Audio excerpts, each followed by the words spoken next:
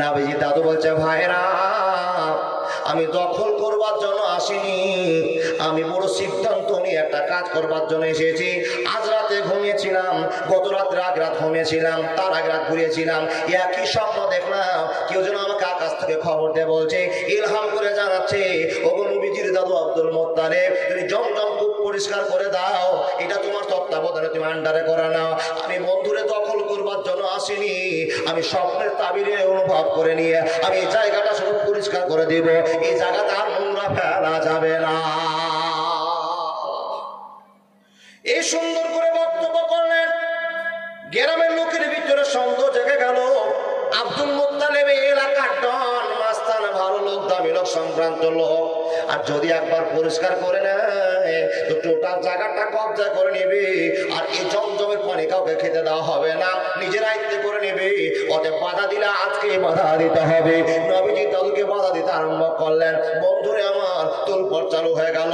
নবীজি দাদু হতভম্ব হয়ে গেলেন। হে আল্লাহ, আমি 3 রাত একই স্বপ্ন দেখলাম, আর যার জন্য কোদাল ঘাড়ে করে আমি আসলাম আর জায়গাটা পরিষ্কার করতে বসলাম, আমাকে সকল লোক বাধা দিয়ে দিল, গ্রামের লোক চলে গেল। আব্দুল মুত্তালিব অপমান হয়ে ওই জায়গায় বসে থেকে গেলেন, ওই জায়গায় বসে থেকে গেলেন।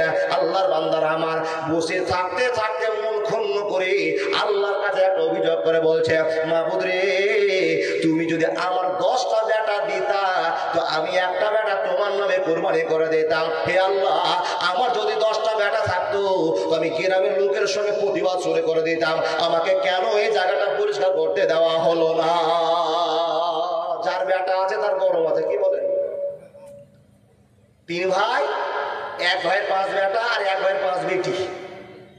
জি, জোর করে বাবা ধান ঢোলা করে চলে যাচ্ছে, বেটি আমার বলতে পারবে কোন দুনিয়া আমাদের আছে, আছে না? দেখেছেন না? স্পেশাল একটা অহংকার আছে, আমার 5 কাঁটা লাঠি আছে, বললে শালাকে মেরে দিব একেবারে, আছে না? নাউযুবিল্লাহি মিন জাহলে। এই গরম দেখেন না। আমার পূর্বের বক্তা অহংকার সম্পর্কে কথা বলছিলেন, আমার নানা বলছিলেন, ভাইকে আমি শুনতে পেয়েছি অহংকার সম্পর্কে। আপনাকে বলছিলাম, বেটা আপনাকে কবর নিয়ে যাবে আর হাত করে আপনার বেটা বেটিতে পিধাবে। শোনে নেন, মিডিলে যে কথাটা বলবো, কখন কার দোয়া কবুল হয় পৃথিবীর কেউ জানে না। আল্লাহ রাব্বুল আলামিন বলছেন, উজিবুদ দাওয়াতা দানি ইজা দানি। মানুষ আমার কাছে চাইলেই আমি সজা, আমি দিয়ে দেব, কিন্তু মানুষ চাইতে জানে না, যার জন্য পাই না। এতদিন কাঁদলেন, আপনার দোয়া মনে হয় কবুলই হয়নি, আপনি ভাবছেন, কিন্তু বাবা নিশ্চয়ই আপনার একটা ভালোবাসা আছে। এ বাবা, আল্লাহ পাক রব্বুল আলামিন বলেছেন, উদউনি আস্তাজিব লাকুম, আমার কাছে তোমরা চাও, আমি অন্তর খুলে আমার ভালোবাসাকে উজাড় করে বান্দাকে দিয়ে দিব। কিন্তু একটা বান্দার নাই যে আল্লাহর গোডাউন খালি করে মাল নিয়ে নিব, এরকম বান্দা আমরা নাই বাবা। আল্লাহ পাক রব্বুল আলামিন কখন কার দোয়া কবুল করে পৃথিবীর কেউ জানে না। তাই কিন্তু বাবা আপনাদেরকে দুটো কথা শিখিয়ে যায়। কি কথা গো বাবা? একটু রাগ হয়েছে তো ছেলের জন্য মেয়ের জন্য বদদোয়া করতে শুরু করেন, একটু কোনো গন্ডগোল হয়েছে তো কার জন্য আপনি বদদোয়া শুরু করে দেন, খবরদার করবেন না। আব্দুল মুত্তালিব নবীজির দাদু ওই ডালিকে রেখে দিয়ে আর কোদালকে রেখে দিয়ে জমজম কূপের আন্ডারে বসে বসে আল্লাহকে বলেছে, রব্বুল আলামিন, আমাকে যদি 10টা বেটা দাও, আমি একটা বেটাকে তোমার নামে কোরবানি করে দিব। হে রব্বুল আলামিন, আমার দোয়া যদি মঞ্জুর করে নাও তো আমি তোমাকে একটা কোরবানি করে দিব। আজকে 10টা বেটা যদি থাকতো, একজনের মত একরকম আছে বাবা। কেউ বলছেন না না না, এই দোয়া করেনি, আর কেউ বলছেন না করেছে।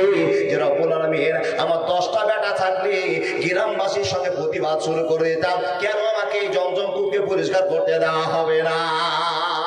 আমার তো উদ্দেশ্য ভালো, আমি জায়গাটা পরিষ্কার করে দিব, আমি তো দখল করবার জন্য আসেনি, আমার এইটা উদ্দেশ্য। এই কথাটা যখন আল্লাহর কাছে বলা, আল্লাহ এই দোয়াটাকে গ্রহণ করে নিলেন, এই দোয়াটাকে কবুল করে নিলেন।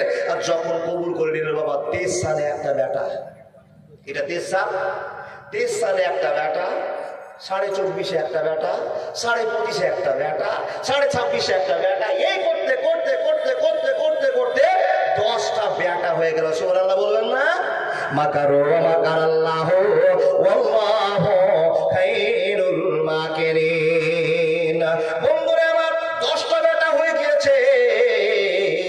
কারো বয়স 30 বছর, কারো বয়স 28 বছর, কারো বয়স 24 বছর। মতান্তরে বন্ধুরে আমার, সব ছোট ছেলেটার নাম হলো আব্দুল্লাহ।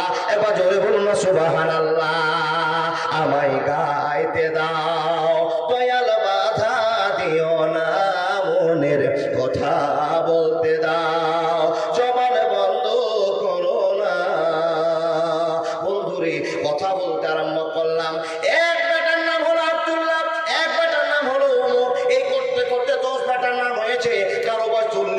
কারো 35 বছর, কারো 28 বছর, আর সব ছেলেটার বয়স মাত্র 12 বছর 13 বছর, কেউ বলছেন 17 বছর। মতান্তরের কথা শুরু করে দিলাম। এ বন্ধু, সব চাইতে ছোট বেটাকে বেশি বন্ধুত্ব ভালোবাসা দেখা যায়। ঠিক বললাম কি ভুল বললাম?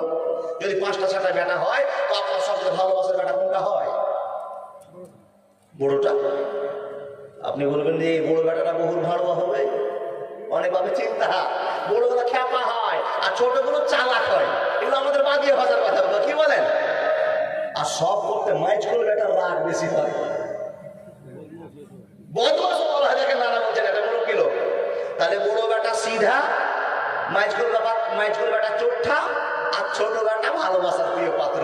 তো 10টা বেটা সব দিক থেকে যদি ভালো বেটা জন্ম দেন, আপা পাঞ্জাবি লাগবে, আপা তোমার কোট লাগবে, আপা তুমি কি খাবা, 10টা বেটা 10 দিক থেকে যদি আদর করতো, বাচ্চাগুলো কি হবে গো, মালগুলো কি হবে? আল্লাহ আমি ছেলেগুলোকে জন্ম দিয়েছি তো সবই রহমত, সবই ভালোবাসা। কিন্তু এমন একটা বেটা আছে পৃথিবীর বুকে ডিপ জল বেরিয়েছে। বাবা ডিপ জল গেছে না বাংলাদেশে? ওই ডিপ জল হয়ে গেছে, যেখানে যাচ্ছে সেখানে 3 লাখ টাকা জরিমানা।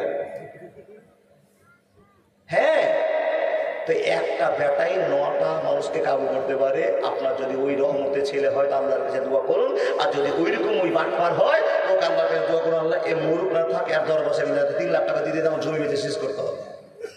জি বন্ধুরা আমার, 10টা বেটা আব্বাকে সম্মান করে, মাকে সম্মান করে। যেই ছেলেটা সব সময় বাপের গোড়া গোড়া ঘুরে আর আনন্দ করে ডাকে, তার নাম হলো আব্দুল্লাহ। সুবহানাল্লাহ বলুন। বন্ধুরে মন থেকে বলুন, আব্দুল্লাহটাকে কে? নবীজির বাবা। বন্ধু খেলা কত কঠিন, আল্লাহ খেলা বড় কঠিন হয়ে গিয়েছে। একটা খেলার কথা বুঝালে আপনার জীবনটা ধন্য হয়ে যাবে।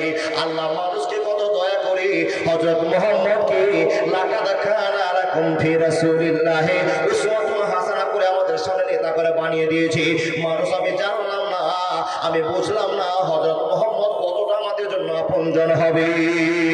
বন্ধুরা আমার কথা বলতে আরম্ভ করলাম, আল্লাহ পাকের নবীর বাবা দাদুরা চিন্তা করতে আরম্ভ করলেন। দাদু চিন্তা করলেন, কি চিন্তা করতে আরম্ভ করলেন?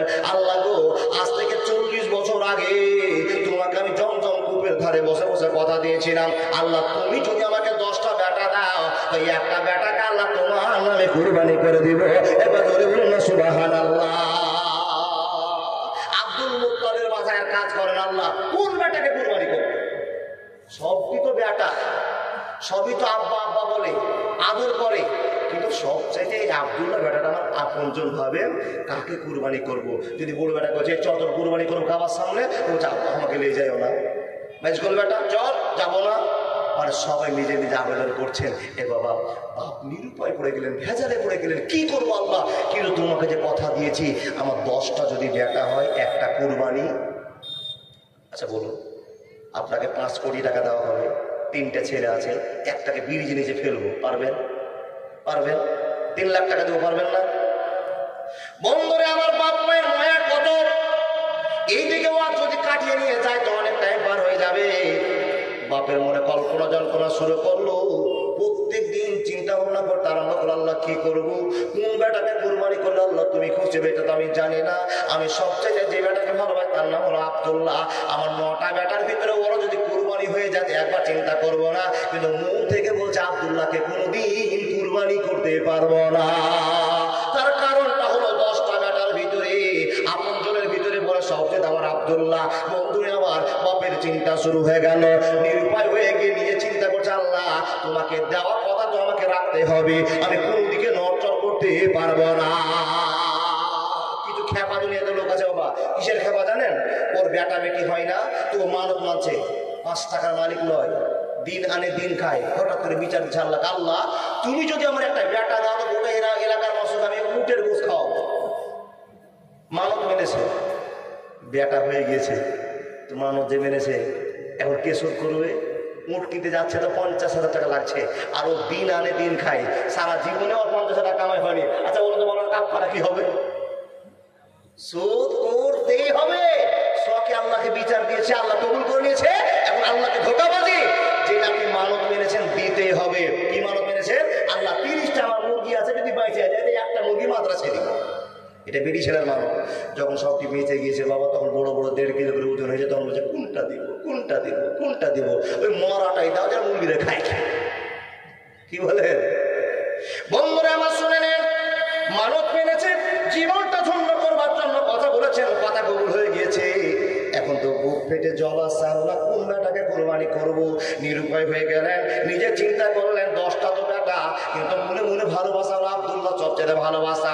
10টার নাম লিখলেন, আর 10টার নাম লেখার পরে 10টা জায়গাতে ক্যারি ব্যাগ করে পোল্ট্রি করলেন। আর পোল্ট্রি করবার পরে বাবা একটা বালতির ভিতরে ঢুকিয়ে দেওয়া হয়েছে, এই 12টার ভিতরে ঢুকিয়ে দেওয়া হয়েছে।